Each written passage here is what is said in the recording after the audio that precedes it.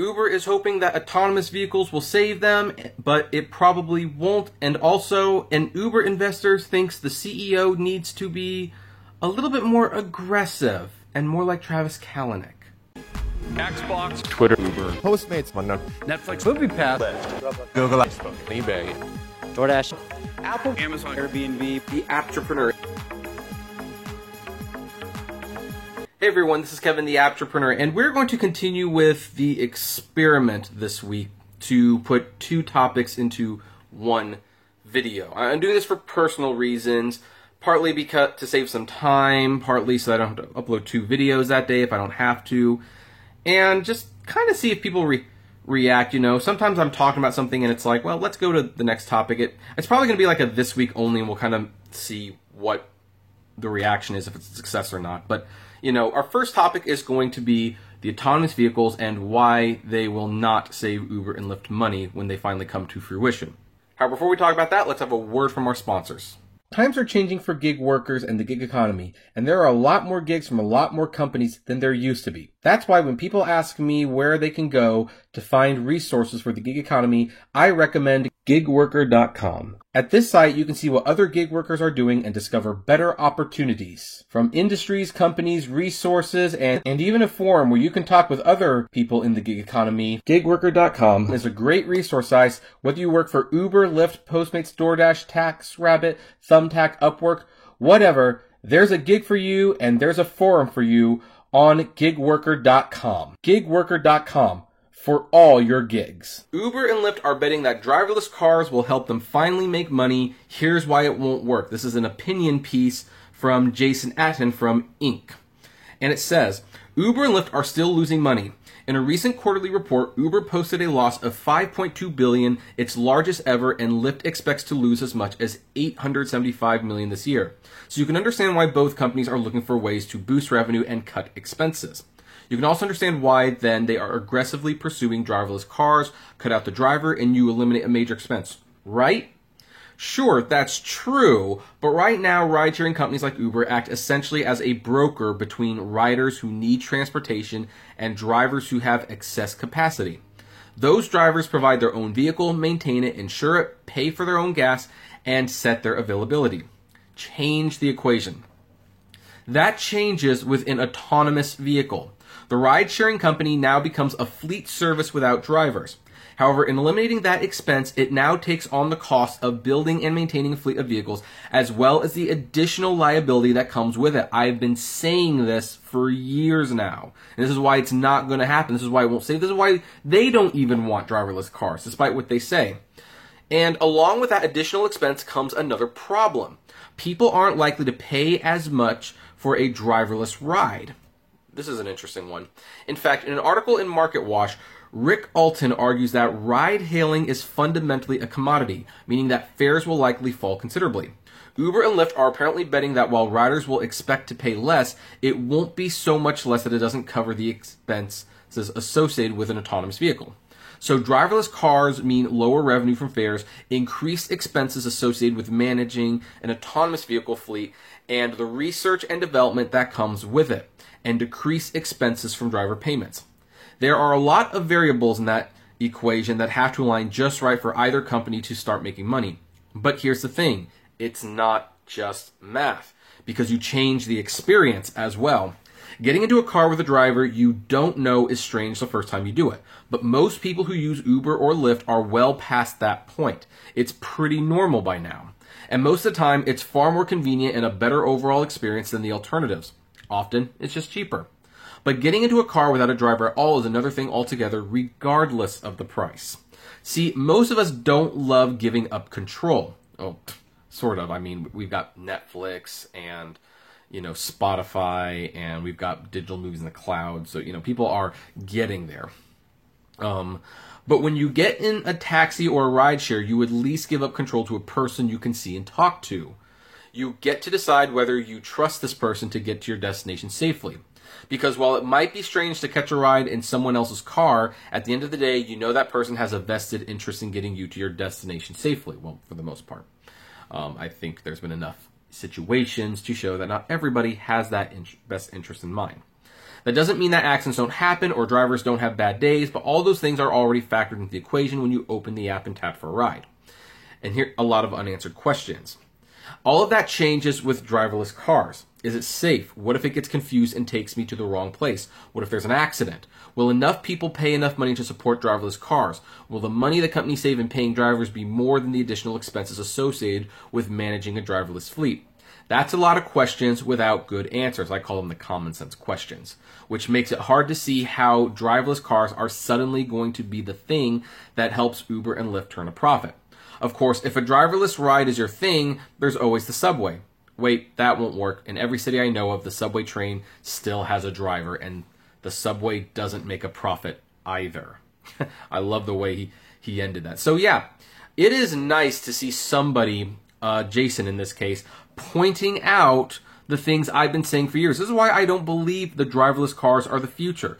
Uber and Lyft have to maintain the vehicles. Yeah, they save money on the drivers, but there's extra costs involved. They have to buy the gas. They have to buy their own insurance. It's probably going to be more expensive because of the nature of the ride itself. If there's an accident, who's at fault there? I mean, some companies have said, hey, if there's an accident, we're liable. But do companies necessarily want that liability? I mean, they may talk about it when they're trying to raise funds to convince people that they are committed to the autonomous driving thing, but when it comes time to when the rubber hits the road and it's like, okay, there's a car that crashed, we're liable, are we okay with that? I think they're going to be scattering. I think they're just going to be leaving. So, but here's the thing. It's not just the driverless cars that Uber has a problem with. Apparently, they haven't a problem with innovation. Because here's an Uber investor says CEO lacks ruthlessness of ousted co-founder Travis Kalanick, and the stock shows it. Sorry, my nose is itching right now. Dara Khosrowshahi, who was brought in as Uber CEO to clean up co-founder Travis Kalanick's mess, needs to prove the company can still innovate, early Uber investor Bradley Tusk told CNBC on Monday. They've lost their mojo, Tusk said, on Squawk Box, as Uber shares were falling 6% on Monday to around $37 each for the company reported a massive quarterly loss last week. Just for transparency's sake, I do have a invested interest in Uber. Just saying. Clearly, there is not a lot of confidence in the leadership, contended Tusk. Some of what Travis represented in innovation, change, and intensity is lacking at the company now, and the stock is clearly reflecting that. See, here's the interesting thing. Because as someone who drove, I did not like Travis Kalanick. I mean, yeah, businessman, probably brilliant. But I don't think the way he built the company was the right way to build a company. You know, breaking the law, skirting regulations, paying starvation wages. I have issues with that. And Dara Khosrowshahi has continued the trend, and in some ways has made it worse with upfront pricing and things like that. Since its New York Stock Exchange debut in May, Uber has more than 10% from its initial public offering price of $45 a share. I think that was supposed to be has lost more than 10%. Kalanick, a hard-driving visionary who helped start Uber in 2009 and then build into a global phenomenon, was ousted as CEO in 2017 after a series of scandals, including allegations he allowed a toxic workplace of SH and discrimination to develop. His tenure at the helm also included high-profile lawsuits, contentious personal departures, revelations about a fake app designed to fool government regulators, and a profanity-laced argument he had with an Uber driver that was caught on video. Well, I'm glad absolutely none of that is still going on in the company right now. When Uber switched from a focus of ruthless innovation to kinder and gentler, I think that solved a lot of problems, said Tusk, referring to the chain carnage left behind by Kalanick. But it seems like it might have created some new ones. Whether it's Dara or someone else on the team, there's got to be some more belief by the market that they're going to be able to be the first on all these things, like rides and food delivery, contended the founder of CEO Tusk Ventures, who before going into startup funding was New York City Mayor Mike Bloomberg's campaign manager and communications director for Democratic Senator Chuck Schumer. Make of that what you will. Last week on CNBC, Khosrowshahi pushed back against the notion that the company has lost its founder mentality. Well, here's the thing.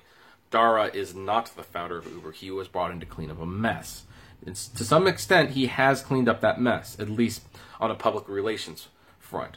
In terms of how the business is run, how drivers are treated, he's still far, far worse than Kalanick. The founder mentality, that edge, that fire is absolutely something we want to keep going at the company, Karashahi said in Squawk on the Street interview Friday.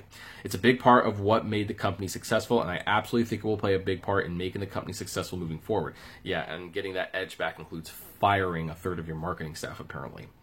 However, Wall Street remains skeptical after Uber on Thursday reported a per share loss of $4.72, which was much worse than expected. Revenue of $3.17 billion also missed analyst estimates. The company blames its $5.2 billion loss during the quarter largely on stock-based compensation, the price of attracting top talent in Silicon Valley.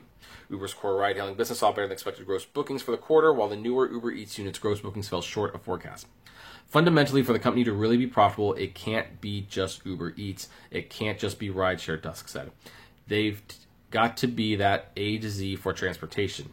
Whether you're getting yourself to A to B on bike, scooter, or a car, bus, whether furniture being shipped on a truck or a burrito from a messenger, they've got to be the default for all of that. And by the way, they are hurting themselves with the scooter and bike thing because we've reported that they raised the prices significantly and now a lot of people are going to personal bikes, which, I think you should do anyway. So, yeah, a lot of problems with Uber. The investors are getting annoyed with the CEO. My question is, though, what do they want him to do at this point? I mean, if he goes back to being Travis Kalanick, they will be surrounded with scandal after scandal again. And they are still being surrounded with scandals because Uber is still breaking the law on a fairly frequent basis. So, I mean, I'm sure they missed the fact that they were growing so much, but I'd be more concerned the fact that you've pretty much monopolized this industry to a certain extent. You and Lyft have monopolized this industry, and yet neither of you are making money. I think that's a concern. And the fact that you are betting so much on autonomous vehicles, which, as people have been pointing out, those aren't even going to help you make money.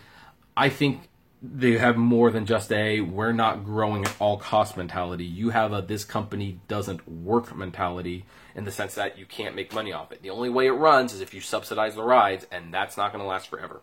However, I'm going to end it there. What do you folks think about these topics? I would love to know. Comment below, like, favorite, share, subscribe. If you enjoy my videos, consider becoming a Patreon member. It's totally optional, of course, but even as little as $1 a month goes a long way to helping the channel run smoothly, and you get access to my Patreon's exclusive blog.